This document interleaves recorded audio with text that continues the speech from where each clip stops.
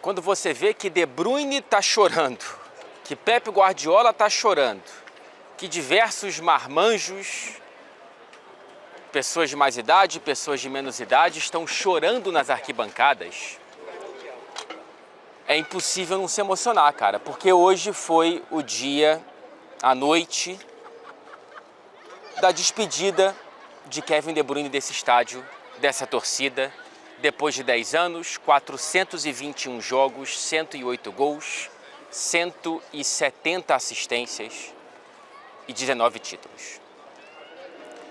Muito mais do que isso, e é claro que isso é fundamental para o principal, para mim, para o filé mignon, é a conexão com essa torcida, cara. É a conexão com as pessoas daqui, é a conexão com o futebol inglês, é a conexão com você, provavelmente. Porque o De Bruyne não se limita, o que ele fez no Manchester City não se limita ao Manchester City, o que ele fez na Premier League não se limita à Inglaterra. É um cara que, como todo jogador extremamente talentoso e com uma postura admirável, uma postura que não é arrogante, uma postura de alguém que sempre deu entrevistas, e eu sou testemunha viva disso, de maneira muito respeitosa, de maneira muito genuína, mais do que respeitosa, porque às vezes o respeito pela cabeça quente do jogo, ele pode sair um pouco do prumo, mas a forma genuína e a forma muito pouco treinada dele falar, de falar o que pensa em vez de falar o que ele decora, é algo que sempre me pegou, assim. E acho que pinta todo esse quadro de um ex-esportista extremamente admirável e admirado. Então a despedida de Kevin De Bruyne do Manchester City não é do futebol, tá? E talvez nem seja da Inglaterra, apesar de eu desconfiar que é sim.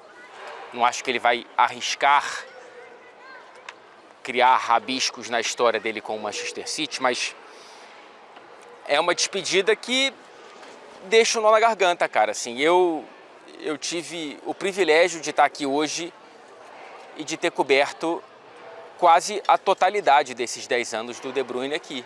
Ele chega em 15, eu chego em 16, eu chego muito pouco depois do Guardiola, então vejo o Kevin De Bruyne se transformar nas mãos desse treinador que hoje chorou nessa despedida. Cara, foi muito bonito, assim, o que o Manchester City organizou para o Kevin De Bruyne foi à altura do tamanho desse jogador. A quantidade de gente que ficou nesse estádio depois do apito final para se despedir desse ídolo é algo que retrata muito bem o que o Kevin De Bruyne significa para esse clube, significa para essa gente. Essa torcida que, inclusive, no meio de toda a festa, de todo o evento pós-jogo para o De Bruyne, começou a cantar: De Bruyne, nós gostaríamos que você ficasse. Como quem diz, não foi da torcida a decisão de você sair, claramente não foi, claramente foi do clube e talvez um pouco do próprio Pep Guardiola, mas certamente do clube. O Kevin De Bruyne, ele já ganha uma homenagem concreta. Ele, como outros astros dessa geração de ouro do Manchester City, como Kompany, Fernandinho, Agüero, Davi Silva, ele ganha uma placa e o nome de umas ruas do CT do Manchester City. O CT é tão grande que tem sim ruas nomeadas. E ele ganha a promessa de virar estátua aqui do lado de fora desse estádio. Já temos a estátua do Agüero, já temos a estátua do Davi Silva e do Kompany. Agora teremos, o trio virará quarteto com a estátua de Kevin De Bruyne. A família dos jogadores ainda está aqui no campo, então tem essa molecada jogando bola. Não sei direito quem é filho de quem, mas o pessoal está tudo por aqui porque foi uma festa de todo o Manchester City para se despedir de um jogador que você vai contar que viu. Eu te garanto, você contará para os mais jovens, com aquela arrogância que só a idade dá, de achar que você viu o futebol de verdade. Pois bem, quando você quiser mostrar que você viu o futebol de verdade, depois de mostrar vídeos de Messi, Cristiano, etc., você vai mostrar os vídeos do De Bruyne. haverá daqui a nem tanto tempo assim, anote o que eu estou te falando, vídeos de highlights de melhores momentos da carreira do De Bruyne, com a legenda: o futebol era de verdade nessa época. Esse era o futebol que eu me apaixonei. Olha como não há mais jogadores como o Kevin De Bruyne. Olha como o futebol está mais robótico hoje em dia. O Kevin De Bruyne é um cara muito mais fluido. Enfim, aquela irresistível nostalgia de dizer que a gente viveu algo melhor do que quem viverá o amanhã. Isso não encerra o debate, às vezes tem debate, às vezes de fato que o ontem foi melhor do que hoje, em muitos casos, mas o Kevin De Bruyne será um bom exemplo disso, porque de fato foi um dos grandes jogadores que eu já vi. Foi o melhor que eu vi jogar de perto aqui na Inglaterra, tá? O Salah me vem à cabeça, evidentemente, e eu tenho que pensar em outros nomes, não pensei, não roteirizei isso aqui, então não quero ser injusto, não quero criar esse debate aqui, mas ele me parece, a princípio, pensando rapidamente, o que mais me encantou. Ver o Kevin De Bruyne, ver a velocidade de pensamento, a variedade dos passes absolutamente precisos de diversos lugares do campo, com diversas direções, com diversas formas de batida. A mais clássica é aquela na quina da área que termina no segundo pau da pequena área, mas tem várias outras, e a finalização de fora da área, a maneira como ele dava tempo para o jogo e dava respiro para o jogo, e às vezes acelerava também, porque o De Bruyne, ele era um jogador que não era de velocidade, mas ele dava velocidade ao jogo por conta do raciocínio e dos passes, e da força que ele tinha, e da precisão que ele tinha, enfim. O segundo maior assistente da era moderna do campeonato inglês, que a gente chama de Premier League, 119, atrás de Ryan Giggs, o líder, com 162. A diferença aqui importante é que o Giggs teve 632 jogos na Premier League. O De Bruyne teve 239. A média do De Bruyne, portanto, é o dobro da média de Ryan Giggs. A média do De Bruyne é de uma assistência a cada 2 jogos, do Ryan Giggs é de uma a cada 4. Então é importante destacar isso aqui. O curioso é que dessas 119 assistências, uma não foi pelo City, foi pelo Chelsea.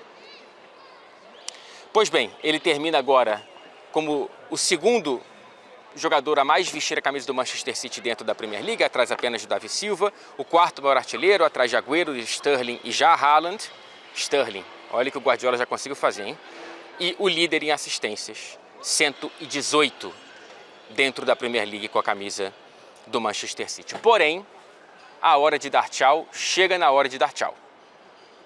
Não tem jeito, cara, porque é a pior temporada do Kevin De Bruyne, não em questões físicas. Ele entrou em campo hoje na sua 39ª partida. Na temporada passada ele jogou apenas 26.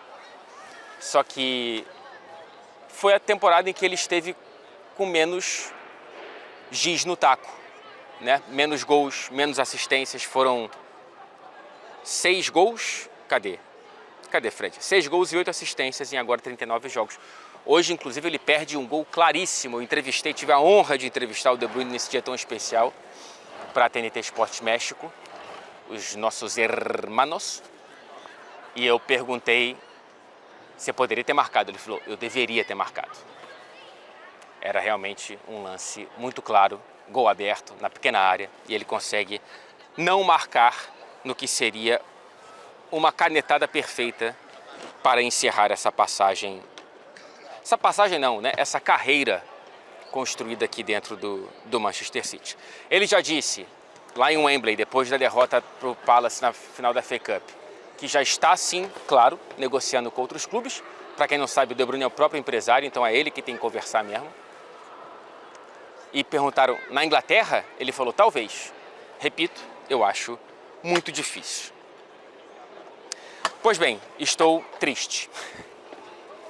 Mas o Manchester City, para além da triste despedida, está feliz. Não só porque foi o City que optou por se despedir do De Bruyne, como conseguiu essa vitória muito importante. não era um jogo como pano de fundo para despedida, tá? Era uma despedida que não poderia atrapalhar o jogo. E não atrapalhou. Que bom para o Manchester City, porque se não vencesse aqui, se enrolaria na última rodada e poderia estar fora da Champions pela primeira vez em 14 anos. Mas essa vitória coloca o Manchester City praticamente dentro da próxima Liga dos Campeões e emendará a 15ª temporada na Champions. Desde que participou pela primeira vez em 2011, não saiu mais. E agora precisa matematicamente apenas de um empate contra o Fulham, que não tem mais nada para fazer na Premier League, para se classificar sem depender de outros resultados. E o City vence aqui com um golaço do Marmoush para abrir o placar. Se você não viu, veja, por favor, porque é uma patada folha seca para Didi se revirar de orgulho no túmulo, porque foi uma folha seca lindíssima de Omar Marmoush. Depois o 2-0 foi marcado pelo Bernardo Silva, que para mim foi o melhor em campo. Grande partida do Bernardo Silva. E ele, a assistência tecnicamente é do Gundogan, mas é ele quem cria a própria jogada, porque é ele quem rouba a bola. Uma bola que já parecia morta a favor do Bournemouth. E ele consegue roubar para fazer o 2-0. E depois, no segundo tempo, o Nico Gonzalez, que saiu do banco de reservas, marcou um bonito gol também. E no finalzinho o Bournemouth diminuiu logo antes do apito final. Kovacic foi expulso. E a expulsão do Kovacic abreviou a permanência de Kevin De Bruyne em campo. E a culpa da expulsão do Kovacic não foi do Kovacic, foi do Gvardiol. O Gvardiol deu um passe que foi um cavalo de Troia. E o Kovacic teve que puxar o Evanilson, que sairia na cara do gol, já tinha colocado uma bola na trave no primeiro tempo. E ele, com razão, expulso. E aí, para consertar o time, o Guardiola tem que tirar o De Bruyne para colocar o Nico Gonzalez. Então, o Gvardiol tem que pagar 2 churrascos. Um para o Kovacic, que foi expulso, e um para o Kevin De Bruyne, principalmente porque não pôde ficar mais do que 69 minutos na sua despedida aqui do Etihad Stadium. Pois bem, se Vinícius Júnior ficou impressionado com o Kevin De Bruyne quando jogou aqui, hoje eu garanto, Vini, foi ainda mais alto, foi lindo demais. E é um dia para guardar na minha memória também. Porque eu vou contar essa história para muita gente, como eu estou contando para você. E foi bonito. Uma pena. Já falei aqui, né? O tempo passa e é difícil a gente lidar com o tempo. Mas essas relações só são bonitas porque são finitas. Então, mesmo quando acaba, é porque acaba que elas também são lindas fundamentalmente.